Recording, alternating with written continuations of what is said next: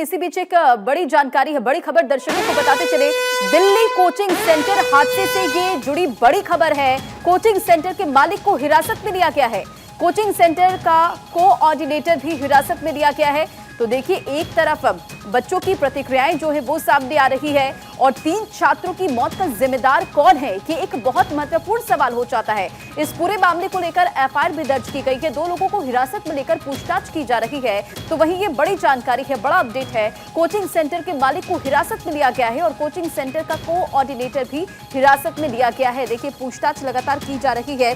तो इस हादसे के बाद लगातार जांच पड़ताल की जा रही। एक तरफ सियासत भी जोरों पर है। स्वाति मालीवाल वहां पर पहुंचती है, सरकार पर निशाना साधती नजर आती हैं और मुआवजे के ऐलान का भी जिक्र करती है सरकार से। और देखिए, कोचिंग सेंटर के कोऑर्डिनेटर को गिरफ्तार किया गया है। जो फर्स्ट रिस्पॉन्डर होता है उसको थोड़ा गुस्सा झेलना पड़ता है, इसमें कोई ऐसी बात नहीं है। ठीक, अब हम लोगों ने बात करी है, सब लोग चाहते हैं कि आएँ, अपनी बात रखें, हम उनको रिप्रेजेंटेशन दें, वो हमारी बात रखें। ठीक, इसी तरह से काम होता है और काम इसी तरह से चलेगा। तो पुलिस को बीच में आना पड़ा था, बीच बचाव के लिए, जिस तरीके की नहीं, पुलिस नहीं, पुलिस को बीच में नहीं आना पड़ा था, ना क्राउड कंट्रोल की जरूरत है। बच्चे हैं, माइक नहीं है उनके पास अवेलेबल, तो थोड़ा जोर से बोल रहे हैं और कोई बात नहीं है। ठीक, और बच्चे हैं, सब पढ़ने लिखने वाले इंटेलेक्चुअल हैं। ठीक, सारे IAS IPS अच्छी सिविल सर्विस तैयारी कर रहे हैं, तो सब पढ़े लिखे बच्चे हैं। ठीक, तो जब पढ़े लिखे हैं तो कन्फ्लिक्ट ऑफ थॉट्स होंगे और वो बहुत ज़रूरी है कि हों। नहीं होंगे तो फिर एक आदमी, मैंने कुछ बोल दिया, वो सब मान लेंगे, तो फिर फायदा क्या है? फिर इनके पढ़ने का फायदा क्या है? मेरे पढ़ने का फायदा क्या है? जब डिफरेंस ऑफ ओपिनियन होगा तो वो डिफरेंस ऑफ ओपिनियन है, हमारे बीच है, वो होना चाहिए, तो वो है, उसमें रकस की कोई बात नहीं। स्वाति जी आई थी, उनका विरोध हुआ क्योंकि भाई वो फर्स्ट रिस्पॉन्डर थी, वो आई, समझी, उनसे हमने बात करी, उन्होंने हमारी बात समझी, हम उनकी बात समझ रहे हैं, हम बात करेंगे, मंच करेंगे जी।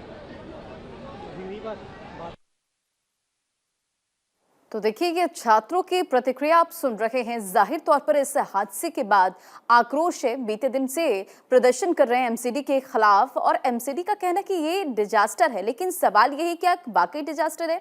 और अंजू हमारे साथ लगातार बनी हुई है। अंजू, हम तस्वीरें देख पा रहे कि किस तरह से जो छात्र हैं वो प्रदर्शन कर रहे हैं एमसीडी के खिलाफ, लेकिन एमसीडी का कहना है ये डिजास्टर है। क्या वाकई ये डिजास्टर है जो कभी कभी होता है? जाहिर तौर पर दिल्ली में जब भी बारिश होती है अमूमन ऐसी तस्वीरें दिख जाती है और ड्रेनेज सिस्टम की पोल खुलती हुई नजर आती है।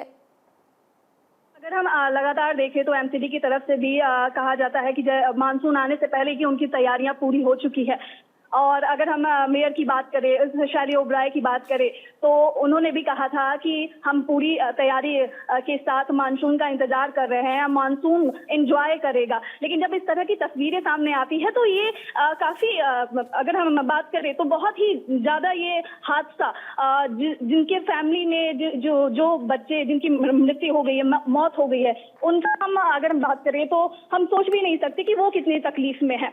लगातार अगर हम दुर्गेश पाठक की बात करें, शैली ओबराय की बात करें, तो वो वहां मौके पर पहुंचे हुए थे और इस तरह की स्थिति पर अपने कड़े शब्दों का प्रयोग करते हुए कह रहे हैं कि जो भी इसमें जिम्मेदार होगा उस पर एक्शन लिया जाएगा। और लगातार इसमें कोशिश की जा रही है कि जितने भी लोग इसमें शामिल हो, चाहे वो कोचिंग सेंटर की अभी बात ही हो रही है कि वो गिरफ्तार हो चुके हैं, तो देखना अभी इसमें ये होगा कि आगे क्या कार्रवाई की जाएगी। बिल्कुल देखना होगा कि इस पूरे मामले पे आगे क्या कार्रवाई होती है। हालांकि सियासत भी जोरों पर चल रही है। तमाम जानकारियों के लिए अंजू बहुत बहुत शुक्रिया, नजर बनाए रखें। तो कोचिंग सेंटर के मालिक को फिलहाल हिरासत में ले लिया गया है और देखिए, बारिश के बाद ये हादसा हो जाता है जहां 3 छात्रों की जान चली जाती है। पानी इतनी तेजी से बेसमेंट में भरा कि छात्र छात्राएं जो वहां पर मौजूद थे उन्हें निकलने का वक्त नहीं मिला और जब रस्सी फेंकी गई वहां से उन्हें रेस्क्यू करने के लिए, तो पानी इतना गंदा था कि उन्हें रस्सी तक नजर नहीं आया। जो चश्मदीद थे वो ये पूरी जानकारी दे रहे हैं। हालांकि इस पूरे मामले को लेकर एफआईआर दर्ज की गई है, दूसरी तरफ जांच पड़ताल की जा रही है। तो दूसरी तरफ अगर बात करें तो इस पूरे मामले को लेकर सियासत भी हो रही है। तो 3 छात्रों की मौत का जिम्मेदार कौन है, ये एक महत्वपूर्ण सवाल होता है। हालांकि इस पूरे मामले को लेकर लगातार जांच पड़ताल की जा रही है। एफआईआर दर्ज कर पुलिस भी इस पूरे मामले को लेकर जांच कर रही है। तो देखिए, जिस तरह से ये हादसा होता है उसके बाद लगातार अब सियासत हो रही है। एमसीडी के खिलाफ जो छात्र हैं वो प्रदर्शन करते हुए नजर आ रहे हैं और हादसे के बाद स्टूडेंट ने एमसीडी के खिलाफ प्रदर्शन किया। एक प्रदर्शनकारी ने भी दावा किया कि इस पूरे मामले में लापरवाही बरती गई है। एमसीडी की तरफ से इसे डिजास्टर बताया गया और लेकिन ये पूरी तरह से लापरवाही का मामला है। आधे घंटे की बारिश में ही घुटने तक पानी भर जाता है और कई महत्वपूर्ण सवाल अब इस पूरे हादसे के बाद खड़े हो रहे हैं।